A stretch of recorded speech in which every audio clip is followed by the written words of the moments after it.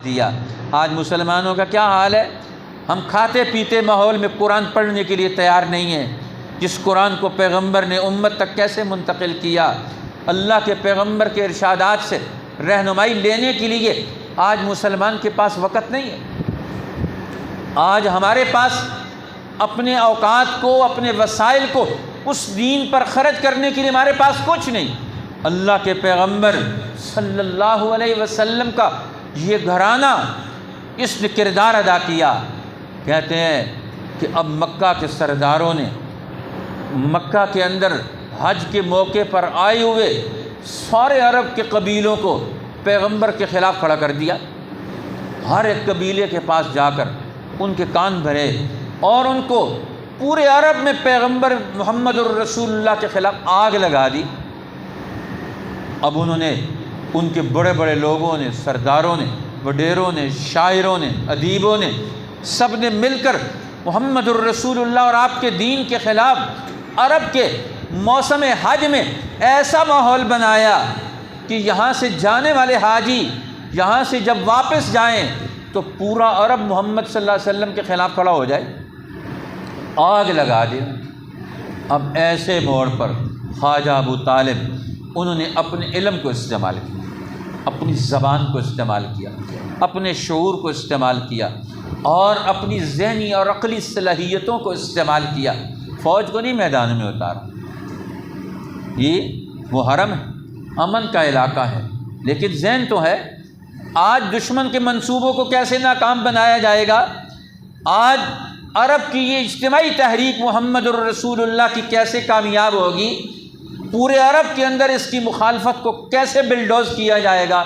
خواجہ ابو طالب نے 2 لمبے قافیے کہے، شعروں کے اشعار کا ایک پورا مرتب 2 قسم کے قافیوں پر مشتمل انہوں نے سلسلہ شروع کر دیا۔ اور ظاہر ہے کہ عرب کے آنے والے باذوق لوگ، ان کے اندر شعری ذوق تو تھا، یہ بھی ایک علمی ذوق ہے، شعری ذوق۔ وہ شعر و شاعری کرتے تھے، اس میں اپنے اخلاق کا تذکرہ، اپنی تاریخ کا تذکرہ، اپنے خاندان کا تذکرہ، اپنے سلسلوں کا ذکر، اپنے بچوں اور اولاد کا تذکرہ، اپنے خاندانی اوصاف کا ذکر۔ وہ شعر و شاعری میں پوری سماجی زندگی کا وہ نقشہ کھینچ دیتے تھے۔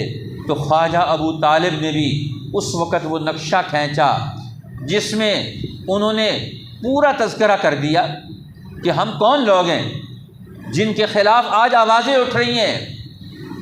اب حضرت خواجہ ابو طالب نے رسول اللہ کے اب لمبا قافیہ قصیدہ پڑھ کر اس قصیدے میں اس کا تذکرہ کیا کہ ہم وہ لوگ ہیں کہ جن لوگوں کی محنت سے سماج کے اندر، معاشرے کے اندر، غریبوں کے اندر ہمت اور جرأت پیدا ہوتی ہے۔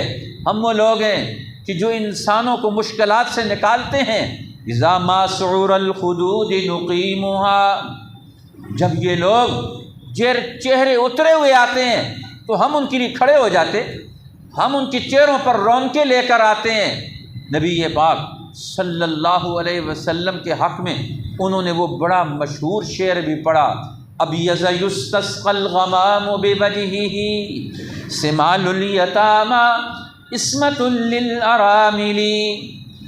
یہ قصیدہ لامیہ انہوں نے رسول اللہ کی تعریف میں یہ ذکر کیا کہ وہ کون ہے محمد صلی اللہ علیہ وسلم، یہ وہ روشن چہرہ ہے۔ ابیض یستسقی الغمام بوجہہ، وہ روشن چہرہ جو آسمانوں کی طرف اٹھتا ہے۔ اس چہرے کی وجہ سے آسمانوں سے رحمت کی بارش کی طلب کی جاتی ہے۔ سمال الیتامی عصمۃ للارامل، جو یتیموں کا سہارا ہے، بیواؤں کی حفاظت اور ڈھال ہے۔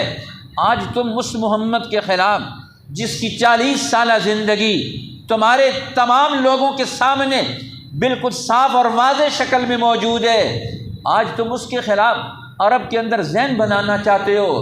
انہوں نے پھر اس کے اندر شعروں میں یہ بھی پڑھا، اللہم ان ادیان البریۃ ان دین محمد خیر ادیان البریۃ دینا۔ بے شک ہم مانیں نہ مانیں، لیکن یہ بات تو طے ہے کہ دنیا میں جتنے دین موجود ہیں دین محمد صلی اللہ علیہ وسلم ان سارے دینوں میں سب سے بہترین دین ہے۔ انہوں نے اپنی خاندانی وجاہت کا، خدمات کا بھی تذکرہ کیا۔ اب یہ حال ہے کہ شیخ عرب ہیں ابو طالب، اب انہوں نے جو 2 قصیدے پڑھ لیے اس حج کے موسم میں، ان کے سارے منصوبے پر آخر میں قصیدے پڑھے جب لوگ جانے والے تھے۔ اب ان قصیدوں کو ہر مجلس میں پڑھا جا رہا ہے، ہر ایک کی زبان پر وہ قصیدے ہیں، ہر ایک کی زبان پر وہ اشعار ہیں، جس سے عرب کے اندر قریش کی اہمیت، قریش کے اندر بنو ہاشم کی اہمیت، بنو ہاشم کے اندر محمد الرسول اللہ کی کیا اہمیت ہے، اب اسی کو آگے بڑھانا ہے۔ اب اسی اہمیت کو تو محمد صلی اللہ علیہ وسلم نے بھی، اور اللہ نے بھی، اور اللہ کے رسول کی جماعت نے بھی، اللہ کے رسول کے خاندان نے بھی، اللہ کے رسول کے صحابہ نے بھی اسی تحریک کو آگے بڑھایا کہ دنیا کو ہم ان بد اخلاقیوں سے نکالیں گے۔ اس لیے اب اللہ کے پیغمبر کی تعلیمات یہ کہاں جمع ہیں؟ اللہ کے پیغمبر کی تعلیمات کہاں جمع ہیں؟ یہ سینوں میں جمع ہے۔ اب پیغمبر کی زندگی، سفر کی زندگی، حضر کی زندگی، گھر کی زندگی، باہر کی زندگی، بچوں کے ساتھ، عورتوں کے ساتھ، بیویوں کے ساتھ، تاجروں کے ساتھ، آنے والے وفود کے ساتھ، دنیا کے فیصلوں کے ساتھ، فیصلوں کے اندر، عدالت کے اندر اللہ کے پیغمبر نے 40 سالہ نبوت کے بعد، اس اعلان نبوت کے بعد جو 23 سالہ دور گزارا ہے نبوت کا، یہ رہنمائی کا دور ہے۔ آج ہم اس سے کیا رہنمائی لے رہے ہیں؟ اللہ کے پیغمبر کی ان ساری تعلیمات کا مجموعہ، گھر کی زندگی، خاندانی زندگی اہل بیت نے امت کے سامنے پیش کی، اور آپ کی اجتماعی زندگی، سیاسی زندگی، معاشی زندگی، خلافت کے امور، بین الاقوامی معاملات، جنگوں کے معاملات، حج کے معاملات، نماز کیسے پڑھتے ہیں اور دیگر کام کیسے کرتے ہیں، یہ آپ کی دیگر جماعت کے لوگوں نے اس کو روایت کیا، اس کو ذہنوں میں نقش کیا، اسے محفوظ کیا۔ یہ وہ لوگ تھے جن کے دل و دماغ میں پیغمبر کی قدر تھی، پیغمبر کی ایک ایک رائے کی قدر تھی، پیغمبر کے ایک ایک لفظ کی قدر تھی ان کے ہاں۔ آج مسلمان دعویٰ ہم بہت رکھتے ہیں، لیکن عمل میں ہم ناکام ہیں، عملی طور پر ناکام ہو، اخلاقی طور پر ناکام۔ آج مسلمان جھوٹ بولتا ہے، آج مسلمان رزق حرام کھاتا ہے، آج مسلمان دھوکہ دیتا ہے۔ اس کا اسلام سے کیا تعلق؟ آج ہمارا تربیتی نظام بگڑ گیا، ہم نے، ہمارے بچوں نے پرورش پائی، وہ دھوکے باز لوگوں کو دیکھتے ہیں، وہ فراڈیوں کو دیکھتے ہیں، قوم کی لوٹ مار کرنے والوں کو دیکھتے ہیں، بد زبانوں اور بد اخلاقوں کو دیکھتے ہیں۔ یہ وہ لوگ ہیں جنہوں نے محمد الرسول اللہ کے گہوارے میں پرورش پائی، جنہوں نے رسول اللہ کی گود میں پرورش پائی، جنہوں نے رسول اللہ کی بیویوں کی گود میں پرورش پائی، جنہوں نے رسول اللہ کے ماحول میں، ان بچوں نے، مدینہ کے وہ بچے جو رسول اللہ کے گھروں سے روزانہ آتے جاتے ہیں، وہاں ان کی آنکھیں کھلیں، وہاں ان کا مزاج بنا۔ آج ہمارے بچوں کا کیا مزاج بن رہا ہے؟ تو اہل بیت کس چیز کا نام ہے؟ جنہوں نے دین کا تربیتی نظام سنبھالا، جنہوں نے دین کا اخلاقی نظام سنبھالا، جنہوں نے دین کا علمی ماحول اور نظام سنبھالا، جنہوں نے اس کی حفاظت کر کے اپنا سارا کچھ اس پر لگایا، اب ساری توانائیاں اس پر خرچ کر کے امت تک عقل و شعور کا، علم و اخلاق کا، تربیت اور عمل کا ہر لمحہ، ہر لحظہ انہوں نے محفوظ کر کے بتایا۔ جب نبی پاک صلی اللہ علیہ وسلم مدینہ طیبہ میں آپ کے پاس جمعہ پڑھاتے ہوئے ممبر پر بیٹھے ہوئے ہیں، اور اس وقت ایک دیہاتی نے، عرابی نے آ کر شکایت کی، یا رسول اللہ ہلکت المواشی والاموال، بارشیں بند ہیں، مال مویشی ہلاک ہو گئے، کھیتی باڑی ختم ہو گئی، ہماری زندگی اجیرن ہو گئی، مشکلات میں پھنس گئے ہیں، مشکلات کے حل کا کوئی راستہ بتا دیں، بارشیں برس جائیں، پانی کا نظام ہو جائے۔ آج ہمارے ملکوں کا پرانا پانی کا نظام بھی ٹوٹ گیا، نیا تو بنایا کسی نے نہیں، پرانا نظام بھی توڑ دیا ہمارے مدبرین نے، ہمارے اوپر کے لوگوں نے، پچھلا نظام بھی پانیوں کا ختم کر دیا۔ آج امت کے پاس، پاکستانیوں کے پاس 5-6 دریا موجود ہیں، لیکن پانی نہ دارد، پانی پر بجلی نہیں بنا سکتے، پانی پر کھیتی باڑی نہیں کر سکتے، پانی پر زراعت نہیں کر سکتے، پانی جانوروں کو صاف نہیں پلا سکتے، پانی انسانوں کو صاف نہیں دے سکتے، سارا نظام ہی ختم ہو گیا۔ کہاں ایک ایک آدمی جی خاندان نبوت کا، اصحاب رسول کا، امت کی ایک ایک چیز کی، پانی کے قطرے کی بھی حفاظت کرتے ہیں۔ اللہ کے پیغمبر نے رہنمائی دی ہے، فرمایا لا یبولن احدکم تحت ظل شجرۃ، کوئی آدمی کسی سایہ دار درخت کے نیچے پیشاب نہ کرے۔ امت کے لیے درخت کو بھی محفوظ کیا، درخت کے سائے کو بھی محفوظ کیا۔ آج کا حال ہے پاکستانی لوگوں کا، نعرے اسلام کے لگاتے ہیں، کلمے اسلام کے پڑھتے ہیں، سارے درخت کاٹ کے کھا گئے ہیں، جنگلات کے جنگلات کاٹ کے کھا گئے ہیں، قوم کا مال آج خاص طبقہ وہ ہڑپ کر گیا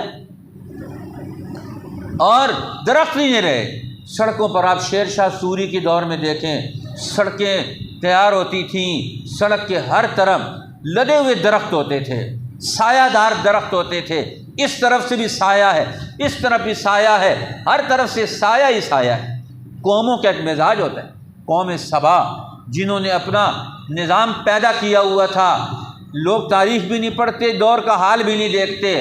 اب قوم سبا جنہوں نے اپنی کھیتی باڑی اور اپنے باغات کا ایسا نظام بنایا تھا کہ جس میں شمالاً اور جنوباً ان کے باغات تھے، لقد کان لسبع فی مسکنہم آیۃ جنتان عن یمین و شمال، تمہارے لیے قوم سبا کی ان بستیوں اور ان کے باغات میں اور ان کی کھیتی باڑی میں نمونہ اور نقشہ اور آیات ہیں، نشانیاں ہیں۔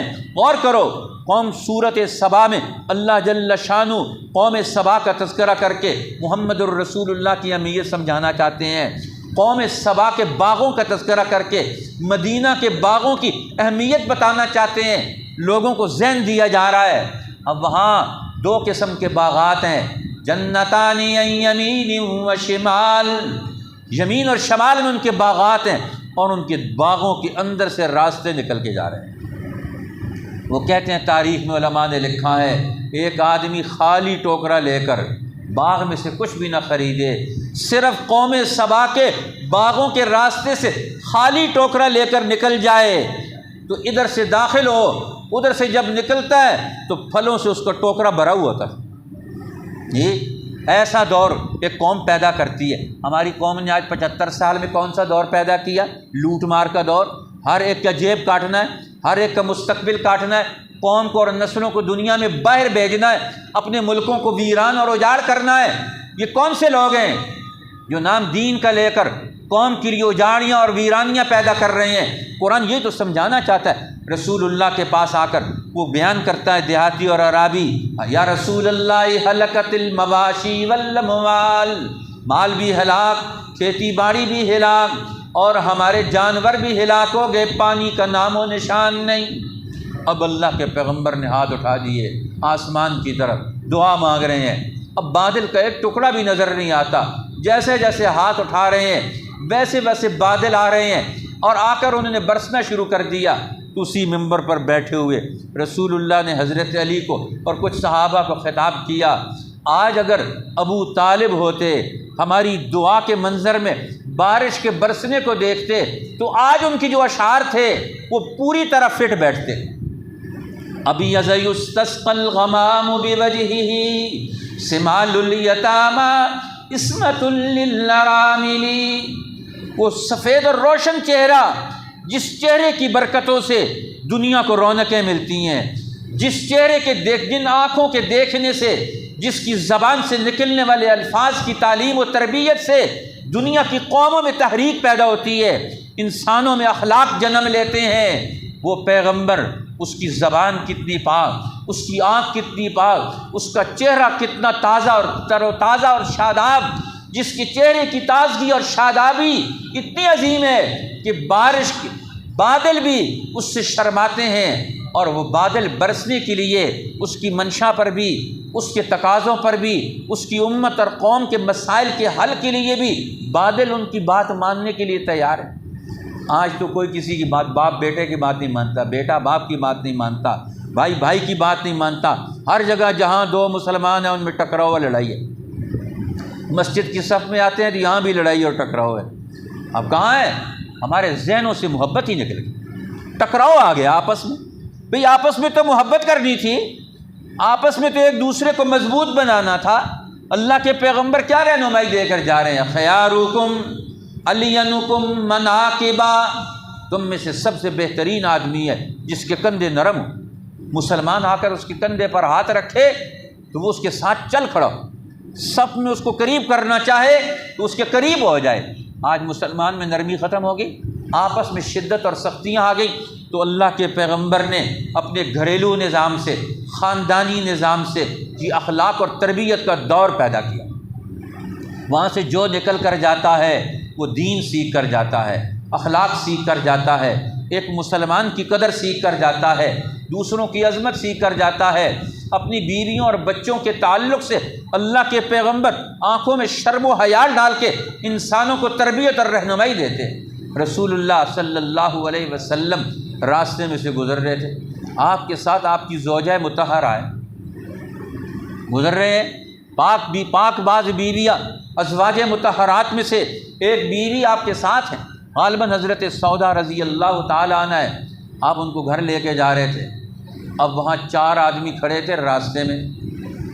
فرمایا تم یہیں ٹھہرو، یہیں ٹھہرو، میں آ رہا ہوں واپس. اپنی بیوی کو گھر چھوڑا اور واپس آئے اور ان کو آ کر کہا یہ جو میرے ساتھ میری عورت جا رہی تھی یہ فلاں میری بیوی تھی، اس کا فلاں نام ہے، یہ میری بیوی تھی جس کو میں ساتھ لے کے جا رہا تھا. ان کا یا رسول اللہ ہم آپ پر کبھی بدگمانی کر سکتے ہیں تو ہمارا ایمان ہی چلا جائے. اور میں نہیں، تم تو نہیں کر سکتے، لیکن شیطان تمہیں مجھ سے بدگمان بنائے گا، تمہیں مجھ سے دور کرے گا. پیغمبر نے اپنے خاندانی تعلقات کو صاف، شفاف اور واضح رکھا کہ کوئی انگلی نہ اٹھ سکے اور ہماری وجہ سے کسی کا ایمان بھی خراب نہ ہو. ہمارا گھرانہ یہ دنیا میں ایمانی تقاضوں کی تکمیل کا ذریعہ بنے، ایمان کی بربادی کا ذریعہ نہ بنے. اللہ کے پیغمبر صلی اللہ علیہ وسلم نے اپنے اہل البیت سے امت کے اندر خاندانی نظام کا ایک نیا دور، ایک نئے تقاضے وہ امت کے سامنے چھوڑ کر کے آج ہمارا خاندانی نظام کہاں کھڑا ہے؟ 4 بھائی ہیں تو آپس میں الگ الگ ہیں. ٹھیک ہے گھر کے کمرے تو الگ ہونے چاہیے لیکن ان کا اجتماعی نظام تو نہیں ٹوٹنا چاہیے. یہ خاندانی نظام کیوں ٹوٹ رہا ہے؟ کون اس کی نگرانی کرے گا؟ کون اس کی تکمیل کرے گا؟ پھر گھریلو نظام، خاندان کے اندر گھر آنے ہیں، گھریلو نظام کیسے قائم رہے گا؟ ہر گھر کی کیا ضرورت ہے؟ وہاں بچے ہیں، عورتیں ہیں، بیوی ہے، ایک خاوند ہے، اس کے بارے میں کون سوچے گا؟ پہلے درجے میں وہ خود سوچے گا، دوسرے درجے میں ان کا خاندان سوچے گا، تیسرے درجے میں ان کا قبیلہ سوچے گا، چوتھے درجے میں ان کا محلہ سوچے گا، 5ویں درجے میں ان کا شہر سوچے گا، اور پھر اس کے بعد اوپر کا نظام بھی اس کو سوچے گا. اس لیے حضرت عمر رضی اللہ تعالیٰ عنہ فرمایا کرتے تھے لو مات الکلب جوعا علی شاطئ الفرات لکان عمر عنہ مسئولا یوم القیامہ. اگر فرات کے کنارے ایک کتا بھی بھوکا پیاسا مر گیا کل قیامت کے دن عمر سے اس کے بارے میں پوچھو گی. اب گھروں کے اندر مشکلات ہیں وہ کس کے ذریعے سے حل ہوں گی؟ ایک خاندانی نظام. اللہ کے پیغمبر اپنے اہل بیت کے ذریعے سے پورا خاندانی نظام دے کر گئے. آج ہمارے خاندانی نظام کی تربیت ختم ہو، ہر آدمی خود رائے ہے، بچے سے لے کر عورتیں، بڑے جوان مرد، کوئی کسی کا لحاظ رعایت رکھنے کے لیے تیار نہیں. حالانکہ بڑے لوگوں میں ابھی بھی رعایت ہے، بچوں کی رعایت کرتے. اب یہ پوری ایک تاریخ ہے جس کو ایک موضوع میں پورا نہیں کیا جا سکتا. انشاءاللہ اسلام جس خاندانی نظام کی بنیادیں ڈالتا ہے اگلے جمعے میں اس کا مزید تذکرہ کریں گے. واخر دعوانا الحمدللہ.